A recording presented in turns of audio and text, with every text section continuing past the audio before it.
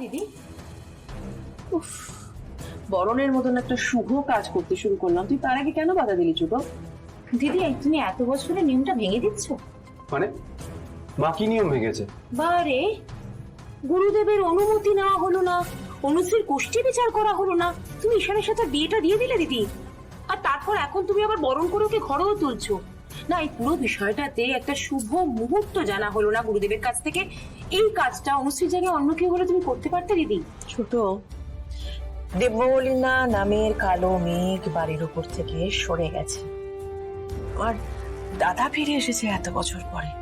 এর থেকে শুভ মুহূর্ত আর কি হতে পারে? তাই বলে বাড়ির সব নিয়ম ভেঙে দেবে? অনুশ্রী ঈশানের পছন্দ, আমি আমার পছন্দ আমার ছেলের উপরে চাপিয়ে দিয়েছিলাম, ভুল করেছিলাম। কিন্তু এখন ওর পছন্দের মেয়ের সঙ্গে ওর বিয়েটা দিতে পেরেছি। কুসুম ঠিক সময়ে ওদের সবার চোখে আঙুল দিয়ে সবটা দেখিয়ে দিয়েছে। আমি ভুল করেছিলাম, আমার ভুল ছিল। দেবী মা, আপনি কোনোদিনও ভুল হতে পারেন না। আসলে আপনি এতটা ভালো মানুষ যে আপনি কল্পনাও করতে পারেননি দেবলীনা ম্যাডাম এতটা খারাপ হতে পারে। আর তাছাড়া দেবলীনা ম্যাডাম যে এতটা ভয়ঙ্কর সেটা আপনাদের কারোর পক্ষেই জানা সম্ভব ছিল না।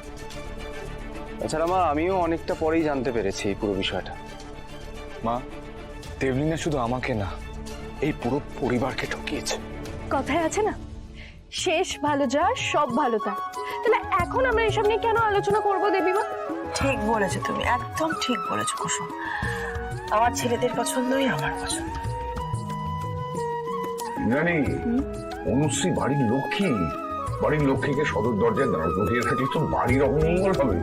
ওদের বরণ করে ভেতরে নিয়ে এসো। ঠিক বলেছো রাজ, এক্ষুনি করছি।